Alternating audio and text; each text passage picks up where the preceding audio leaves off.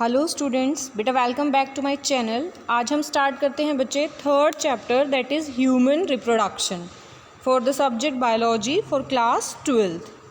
बेटा human reproduction की अगर हम बात करते हैं तो हमें ये पता होना चाहिए कि in case of human being we show sexual reproduction means that they perform the sexual mode of reproduction and have separate sexes, that is they are called unisexual organisms.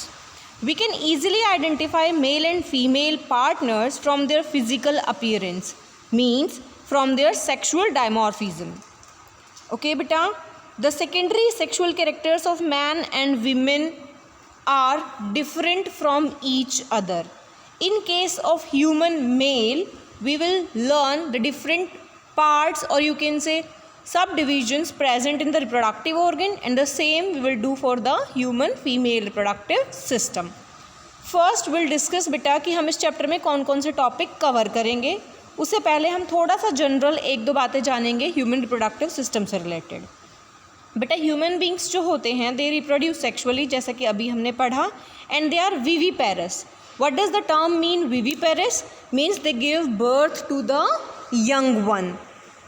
Next बेटा हम इसमें पढ़ेंगे कि ह्यूमन बीइंग जो होते हैं they have reproductive phases, और वो फेज स्टार्ट कब होती है? After puberty. प्यूबर्टी अटेन करने के बाद, मीन्स अपनी वेजिटेटिव ग्रोथ कंप्लीट करके जब वो अपने रिप्रोडक्टिव एज में आते हैं, दैट इज़ कॉल्ड प्यूबर्टी। उस एज में आने के बाद ही वो अपने रिप्रोडक्टिव फेजेस को मार्क करते हैं, जिन्हें हम चेंजेस ड्यूरिंग प्यूबर्टी हेडिंग के अंदर इसी चैप्टर में आगे पढ़ेंगे। इस चैप्टर में हमें कौन कौन से टॉपिक कवर करने हैं बेटा? Gametogenesis means formation of male and female gametes, insemination the process of semen ejaculation by the male inside the female body, fertilization means fusion of male and female gametes inside the female body because human beings show internal fertilization. Implantation, after fertilization the zygote get converted into embryo and would be embedded inside the uterus of the female. This is called implantation. Then gestation, the period from conception till parturition. जब से conceive होता है तब से जब तक birth नहीं होता बेबी का, वो सारा पीरियड जो बेबी मदर के वूम में स्पेंड करता है, that is called gestation period.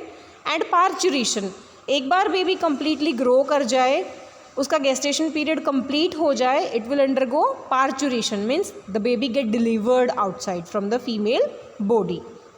ठीक है बेटा, अब एक एक करके हम सारे टॉपिक्स को कवर करेंगे। पहला हमारा टॉपिक है the male reproductive system.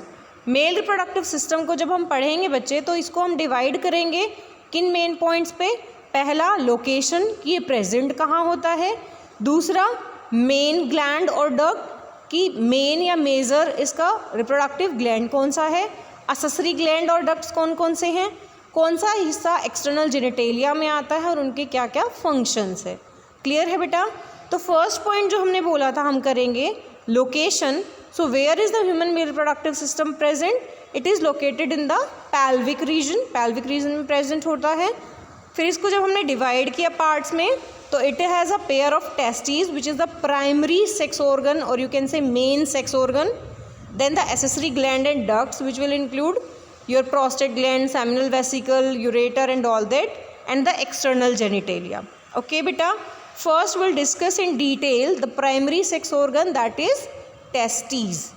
Testes जो होते हैं बेटा वो स्क्रोटम में प्रेजेंट होते हैं। अब हमें ये जानना है बेटा कि स्क्रोटम क्या है। स्क्रोटम बेसिकली एक सेक लाइक पाउच लाइक स्ट्रक्चर होता है जिसमें टेस्टीज़ खुद को डिसेंड करती है। क्यों? क्योंकि वो टेस्टीज़ को 2 to 2.5 degree less temperature provide करता है ह्यूमन बॉडी की बजाय, जो टेम्परेचर की स्पर्म फॉर्मेशन के लिए चाहिए होता है। ठीक है बेटा? So where are testes present? They are present within the scrotum which protects the testes and help in maintaining the temperature 2 to 2.5 degree less than the normal body temperature which is required for spermatogenesis. Spermatogenesis क्या होता है बच्चे? The process of formation of sperms which acts as human male gametes. ठीक है बेटा? हर tasty जो होती है वो 4 to 5 सेंटीमीटर इन लेंथ होती है and 2 to 3 centimetre in width होती है। और हर टेस्टिस के अंदर छोटे छोटे 250 to 270 कंपार्टमेंट्स होते हैं, जिन कंपार्टमेंट्स को हम टेस्टिकुलर लोब्यूल्स बोलते हैं। इन टेस्टिकुलर लोब्यूल्स के अंदर बेटा एक्चुअल स्पर्म प्रोडक्शन होती है, जहाँ सेमिनिफेरस ट्यूब्यूल्स प्रेजेंट है उस साइड पे। So what is actually the basic designing of the testis? Testes has 250 to 270 compartments called testicular lobules. Each testicular lobule has seminiferous tubule where spermatogenesis occurs. Seminiferous tubules जो होता है बेटा उसमें दो तरह की सेल्स प्रेजेंट होती है, मेल जर्म सेल्स और सर्टोली सेल्स। सर्टोली सेल्स को बेटा नर्स सेल भी कहते हैं। मेल जर्म सेल्स एक्चुअल वो सेल हैं जिनमें मियोसिस होता है, जिनसे स्पर्म बनते हैं, और सर्टोली सेल्स बेटा नरिशमेंट प्रोवाइड करती है इन डेवलपिंग स्पर्म्स को, इन जर्म सेल्स को। वो रीजन बेटा जो सेमिनिफेरस ट्यूब्यूल के जस्ट आउटसाइड प्रेजेंट है, उस एरिया के सराउंडिंग रीजन को हम कहते हैं इंटरस्टिशियल स्पेस, जहाँ पे आपकी लेडिक सेल्स प्रेजेंट होती है। और क्योंकि ये इंटरस्टिशियल स्पेस में प्रेजेंट है, इनको हम इंटरस्टिशियल सेल्स भी कह देते हैं। ये लेडिक सेल्स जो होती हैं वो एंड्रोजन्स प्रोड्यूस करते हैं, जो एसेसरी और यू कैन से सेक्स हॉर्मोन्स होते हैं। उसके बाद आता है बेटा आपका accessory ducts and glands. Accessory ducts और ग्लैंड्स में क्या क्या आता है बच्चे आपका? रेटिटेस्टिस, वास एफरेंशिया, एपिडिडाइमस और वास डिफरेंस। एक्चुअली बेटा जो सेमिनिफेरस ट्यूब्यूल होता है वो ओपन होता है वास एफरेंस में रेटिटेस्टिस के थ्रू। फिर वास इफरेंस से वो अपने सिक्रीशंस को एपिडिडाइमस में डालता है और वो एपिडिडाइमस उसे पास करती है वास डिफरेंस में। वास डिफरेंस फाइनली यूरेथ्रा में ओपन होता है, जहाँ से वो इजेक्युलेटरी डक्ट से होता हुआ बॉडी से बाहर इजेक्युलेट होता है ड्यूरिंग इजेक्युलेशन प्रोसेस। जो इजेक्युलेटरी डक्ट होती है बेटा वो स्पर्म्स को ट्रांसपोर्ट करती है बॉडी से बाहर और टेम्पररी स्टोर भी करती है। फिर यूरेथ्रा जो होता है बेटा वो उसे पास आउट करता है। Urethra start from the urinary bladder and x tends through the penis, और ओपन किससे होता है ये? यूरेथ्रल मीटस से। ह्यूमन मेल के केस में बेटा यूरिन पास आउट करने के लिए मीन्स यूरिनेशन के लिए, और सीमेन इजेक्युलेट करने के लिए मीन्स इजेक्युलेशन के लिए there is a common opening. ठीक है बच्चे। नेक्स्ट आता है इसी में बेटा एसेसरी ग्लैंड्स। ये तो हमने पढ़ा एसेसरी डक्ट्स, उनके फंक्शन पढ़े। अब बात करते हैं एसेसरी ग्लैंड्स की। एसेसरी ग्लैंड्स में आता है बेटा आपका pair of seminal vesicles, prostate gland and pair of bulbo urethral gland, जिसे आप काउपर्स ग्लैंड भी कह सकते हैं। इन तीनों ग्लैंड की जो सिक्रीशंस होती हैं बेटा वो बनाती है सेमिनल प्लाज्मा। उस सेमिनल प्लाज्मा का फंक्शन क्या होता है बेटा कि वो स्पर्म को न्यूट्रिशन और फ्लोट करने के लिए एक मीडियम प्रोवाइड करता है, मोटिलिटी प्रोवाइड करता है। क्लियर है बच्चे। अगर आपसे पूछी जाए बेटा केमिकल कॉम्पोजिशन ऑफ सीमेन, जो कि 1 मार्क क्वेश्चन है, बोर्ड में पूछा जाता है, तो what does that include? That include seminal plasma, sperms. अब आपसे पूछा जाए व्हाट इज सेमिनल प्लाज्मा, तो it is the secretion of accessory glands which includes a fluid liquid medium, pH regulators, some enzymes and lot of fructose in it. Fructose का function क्या है बेटा? During transportation of sperms they need energy, so fructose provide that energy to the sperm to travel inside the female reproductive tract. Next topic है बेटा हमारा the female reproductive system. Male reproductive system जैसे हमने पढ़ा वैसे ही female reproductive system शुरू करेंगे बेटा। सेम फंक्शन सेम डिवीजन उन्हीं 3 हेडिंग्स पे लेके चलेंगे जो हमने पीछे ली थी, यानी कि लोकेशन, प्राइमरी सेक्स ऑर्गन और एसेसरी ग्लैंड्स एंड डक्ट्स। तो फर्स्ट बेटा लोकेशन, कहाँ लोकेट होता है female reproductive system? It is also present in the pelvic reason. अब बात करते हैं प्राइमरी सेक्स ऑर्गन की। It is the pair of ovaries, और एसेसरी पेयर ऑफ ओविडक्ट्स जिन्हें आप फेलोपियन ट्यूब्स भी कह सकते हैं, uterus, cervix and vagina, external genitalia, memory glands.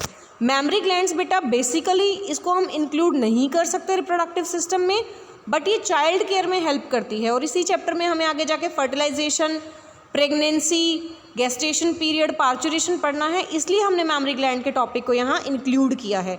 But it is not a part of reproductive system, but it helps in child care in females. Clear है बेटा. अब हम बात करते हैं ओवरीज की. ओवरी जो है बेटा प्राइमरी फीमेल सेक्स ऑर्गन है, जहाँ आपके ओवम बनते हैं और ओवेरियन हॉर्मोन्स रिलीज होते हैं जो फीमेल के सेकेंडरी सेक्सुअल कैरेक्टर्स को रेगुलेट करते हैं. They are located in the lower abdomen and they are 2 to 4 centimetre in length.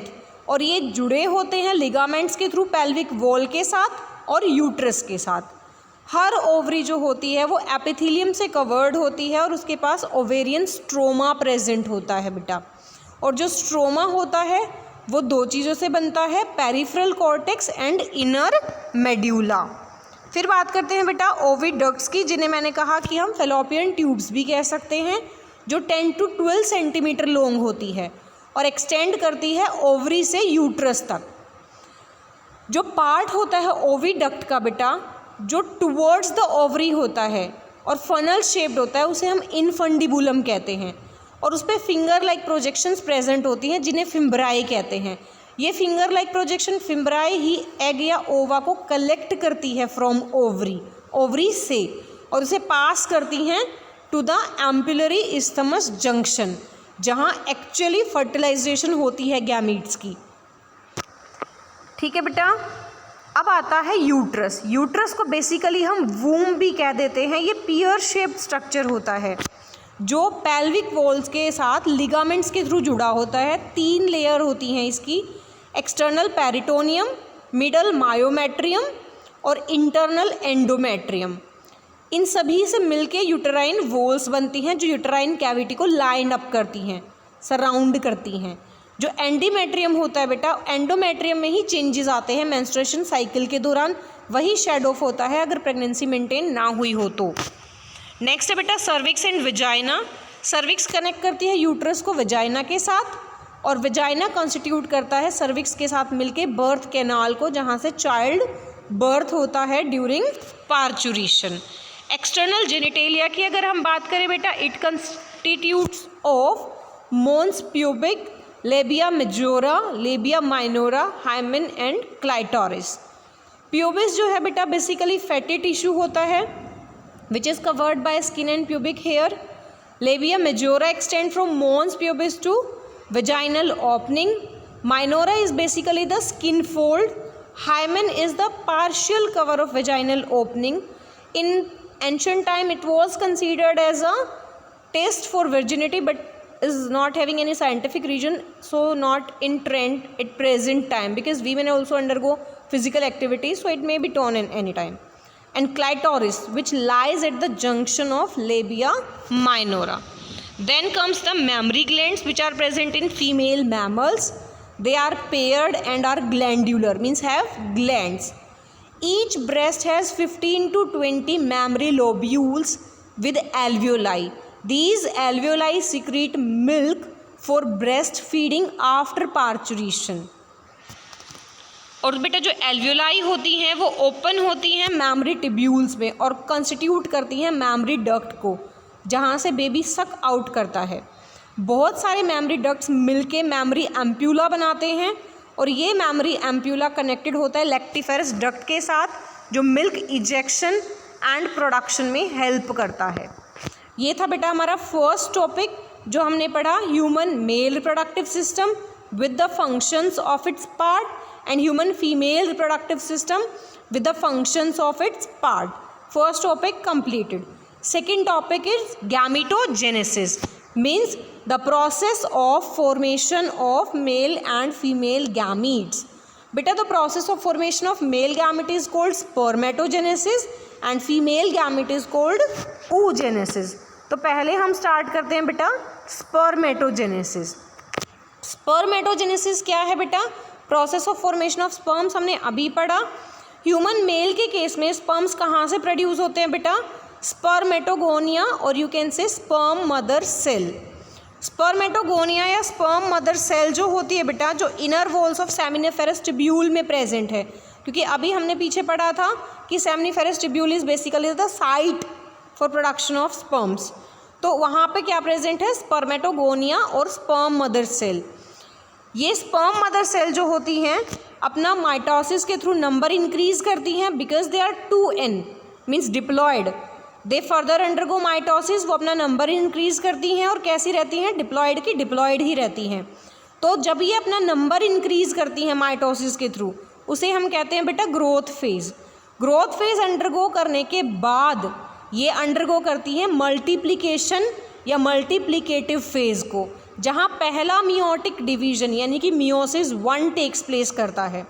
और मियोसिस 1 होने के बाद ये क्या बना लेती हैं प्राइमरी स्पर्मेटोसाइट से सेकेंडरी स्पर्मेटोसाइट, क्योंकि माइटोसिस होके जो सेल का नंबर बढ़ा था ग्रोथ फेज में, तो जो स्ट्रक्चर बना था स्पर्मेटोगोनिया से वो था प्राइमरी स्पर्मेटोसाइट। अब प्राइमरी स्पर्मेटोसाइट में मियोसिस 1 होके क्या बना आपका, सेकेंडरी स्पर्मेटोसाइट, और इसे हमने क्या नाम दिया बेटा, ग्रोथ फेज के बाद मल्टीप्लिकेटिव फेज। अब सेकेंडरी स्पर्मेटोसाइट्स में फिर से क्या होगा, मियोसिस 2, पहले क्या हुआ था मियोसिस 1, और इससे जो स्ट्रक्चर बनेंगे बेटा वो हैप्लॉइड स्ट्रक्चर्स ही होंगे और उन्हें हम स्पर्मेटिड्स कहते हैं। इन स्पर्मेटिड्स को ही हम बेटा इमेच्योर स्पर्म्स भी कह सकते हैं। तो जो ये स्पर्मेटिड्स होते हैं they will undergo maturation phase, और मैचुरेशन फेज में क्या होता है, इनकी टेल डेवलप हो जाती है, और इस प्रोसेस को जब इनकी टेल डेवलप होती है, मैचुरेशन फेज आती है, स्पर्मिएशन ना कह के स्पर्मियोजेनेसिस कहते हैं। स्पर्मियोजेनेसिस में जब टेल डेवलप हो चुकी है, मैच्योर स्पर्म बन चुका है, they are ready for ejaculation. तो बेटा पूरा प्रोसेस ऑफ स्पर्मेटोजेनेसिस आपका 3 फेजेस में डिवाइड था। ग्रोथ फेज जहाँ पे सिर्फ माइटोसिस तक का प्रोसेस था, और उसके बाद आपकी मल्टीप्लिकेटिव फेज जहाँ मियोसिस हुआ, और लास्ट में आपकी मैच्यूरेशन फेज। मैच्यूरेशन फेज के बाद जो आपका स्ट्रक्चर बना, they are mature sperms which are ready for release. Spermatids के बाहर जब टेल डेवलप हुई थी बेटा, हमने उसे स्पर्मियोजेनेसिस कहा था। अब जो स्पर्म्स है ऐसा तो है नहीं कि प्रोड्यूस होते ही इजैक्युलेट हो जाएंगे, तो जब तक इजैक्युलेशन नहीं होती they embed their head in the Sertoli cells, जो उनको नरिश करती रहेंगी। और वो प्रोसेस जब उनका हेड एम्बेड करता है सर्टोली सेल्स में स्पर्मियोजेनेसिस के बाद, उसे कहते हैं बेटा स्पर्मिएशन। तो 3 नंबर का बोर्ड में क्वेश्चन आता है, 1 mark each, spermatogenesis, spermiogenesis and spermiation. तीनों ही टॉपिक को बेटा बहुत अच्छे से करना है आपने। स्पर्मेटोजेनेसिस क्या था, process of production of sperms. Spermiogenesis क्या था, maturation of spermatids to become sperms. And spermiation क्या था, embedding of mature sperms into the Sertoli cells. Clear है बेटा तीनों। नेक्स्ट हम इसी में पढ़ेंगे hormonal regulation of spermatogenesis. Spermatogenesis की हार्मोनल रेगुलेशन। बेटा जैसे ही ह्यूमन मेल्स प्यूबर्टी अटेन करते हैं, प्यूबर्टी अटेन करते हैं क्यों, क्योंकि हार्मोनल चेंजेस आते हैं उनकी बॉडी में। तो प्यूबर्टी अटेन करने के बाद जो गोनेडोट्रोपिन रिलीजिंग हार्मोन होता है GnRH, वो रिलीज़ करता है 2 गोनेडोट्रोपिन्स, LH luteinizing hormone and FSH follicle stimulating hormone. LH act करता है बेटा लेडिक सेल्स पे, जो कि एंड्रोजन्स को रिलीज़ करती है, जो स्पर्मेटोजेनेसिस में हेल्प करता है, यानी कि स्पर्म प्रोडक्शन में हेल्प करता है। और FSH एक्ट करता है बेटा सर्टोली सेल्स पे, जो स्पर्मियोजेनेसिस में हेल्प करती है और अदर कैरेक्टर्स को परफॉर्म करने में, जो कि सेक्सुअल कैरेक्टर से रिलेटेड हैं, हेल्प करता है। अब हम पढ़ते हैं बेटा स्ट्रक्चर ऑफ स्पर्म्स। स्पर्म का स्ट्रक्चर कैसे होता है बेटा, इसकी कंप्लीट बॉडी को हम 3 हिस्सों में डिवाइड करते हैं, head, neck and middle piece and tail. Head में it has nucleus and acrosome, neck में we have centrioles, middle piece में we have mitochondria and tail. Acrosome जो होता है बेटा, ये हेल्प करता है स्पर्म को पेनिट्रेट या एम्बेड करने में in the egg walls during fertilisation process. Nucleus obviously बात है हेल्प करेगा फ्यूजन में during syngamy. Centrioles guide the direction, mitochondria provide energy and tail provide direction and help in swimming or floating inside the female reproductive tract. Next आता है बेटा same oogenesis। अब तक हमने पढ़ा स्पर्मेटोजेनेसिस और उसकी हार्मोनल रेगुलेशन, अब हम करेंगे oogenesis और उसकी हार्मोनल रेगुलेशन। oogenesis क्या है बेटा? बेसिकली oogenesis में भी सही सेम वैसे ही रहेगा। oogoनियम सेल्स जो होती हैं ओवरी की, वहाँ पे माइटोटिक डिवीजन होगा, सेम वही कहेंगे हम, ग्रोथ फेज होगी, और क्या बनेंगे? Primary oocyte। प्राइमरी oocyte में मियोसिस 1 यानी कि रिडक्शनल डिवीजन होगा, और वहाँ पे बनेगा एक सेकेंडरी oocyte और एक पोलर बॉडी। ह्यूमन मेल के केस में बेटा दोनों की दोनों क्या बने थे? Secondary spermatocyte. यहाँ पे एक ही बनता है, एक पोलर बॉडी बनती है। जो एक सेकेंडरी oocyte बना उसके अंदर मियोसिस 2 होगा, उससे बनेगा आपका ओवम और एक बनेगी पोलर बॉडी। ये प्रोसेस जहाँ पे प्राइमरी oocyte से लेके ओवम बनने तक की जो फेज़ थी, it is cold multiplicative phase. Last phase बेटा मैचुरेशन फेज़ जो होती है, ह्यूमन एग की मैचुरेशन तब तक कंप्लीट नहीं होती जब तक वो फर्टिलाइज नहीं हो जाता। क्लियर है बेटा? यानी कि oogenesis में सिर्फ मेच्योर एग बना है बट मैचुरेशन फेज़ कंप्लीट नहीं हुई है। ये कब कंप्लीट होती है? After fertilisation. क्लियर है बेटा? नेक्स्ट टॉपिक है बेटा आपका changes in the ovary follicles. जो आपको साथ में एक और डायग्राम बना के दिखाया है ओवरी का, इसी के अंदर जो फॉलिकुलर चेंजेस आते हैं under the hormone FH, they are considered to be the changes occurring in the ovary at the age of reproductive phase in human females. Next है बेटा मेंस्ट्रुएशन साइकिल एंड फर्टिलाइजेशन, जो हम next video में पढ़ेंगे। तब तक इन topics को आप लोग रिवाइज कीजिए। Thank you.